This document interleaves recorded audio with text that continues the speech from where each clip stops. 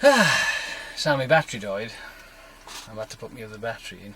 Well, I was halfway through a conversation as well. How disappointing that was. I was on the back of the trailer doing my straps, but never mind, not to worry.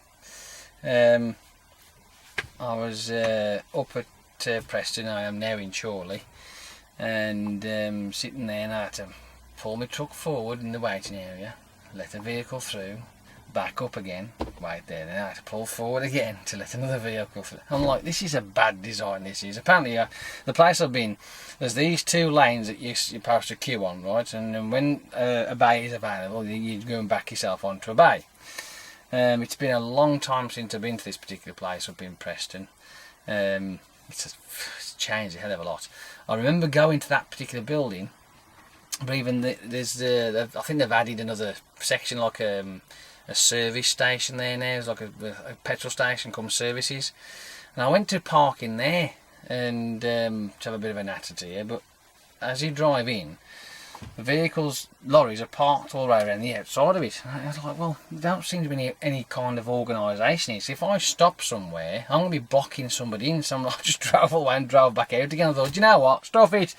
Being as how here is only literally 10 minutes down the road, I thought, bug it, I'll wait till I get here. So that's the end of it. But I was watching while I was waiting up there these few videos about the Mandela effect. Do you know, sometimes I do watch the craziest stuff, and when you listen to the way these people go on about certain strange things, it's amazing the passion they put into it, really, to be honest with you. And I do find it fascinating. However kooky it comes out, it's still fascinating to me. And this Mandela effect apparently is named because some people out there in the world believe that Nelson Mandela died in the 80s. Obviously he wasn't, he was freed and he was whatever.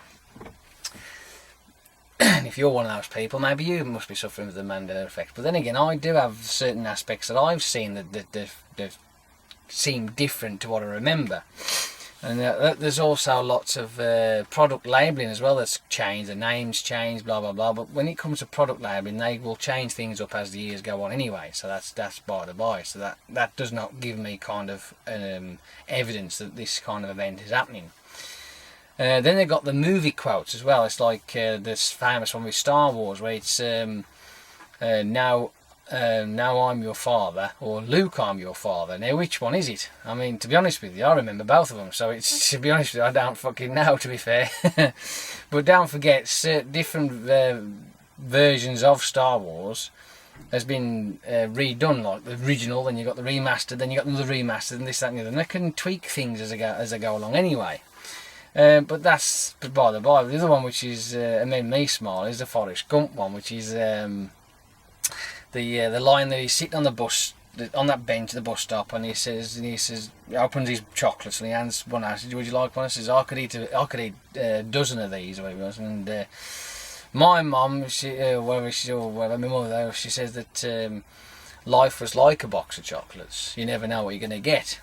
But people are saying now it's life is like a box of chocolates, not life was like a box of chocolates. Now, realistically, when you think about Forrest Gump as a person, as the character he's playing, Tom Hanks, he's doing it as literal, right? So look at it like this. In the film, she says, Sally Fields, right? And it's not Field, it's Fields. Sally Fields, she says to him when he's a kid that life is like a box of chocolates, you never know what you're going to get. That's what she says to him then as a kid.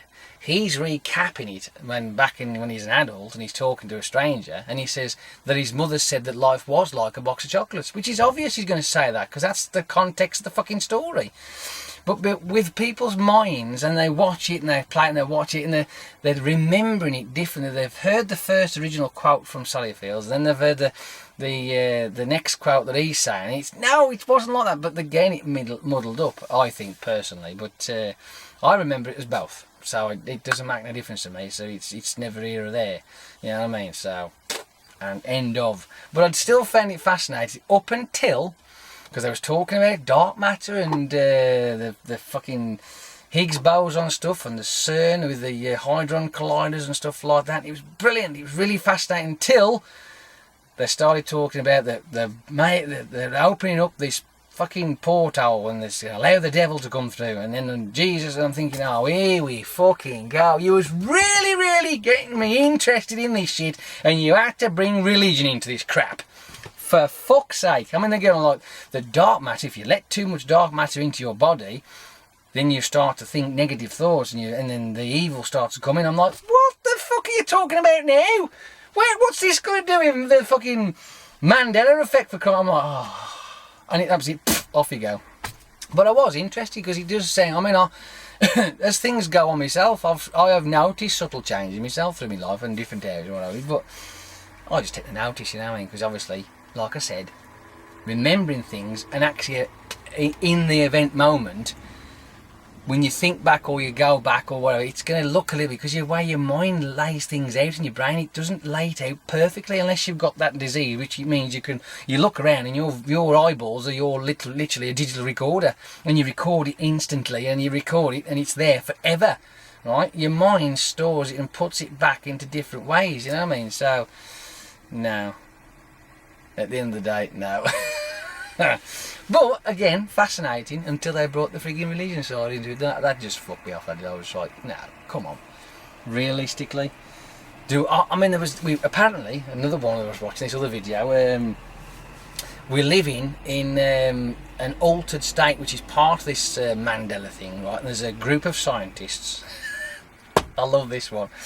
That there's this one scientist apparently out of this group of 23 scientists that is giving us all this information about that our reality doesn't exist, and that they are actually basically tweaking. That's why people are having this Mandela effect, and that's the reason why all these events are being manipulated and changed and whatever. But you know, only a few people are noticing it, but you know, it's enough to cause this little bit of a stir, like, you know.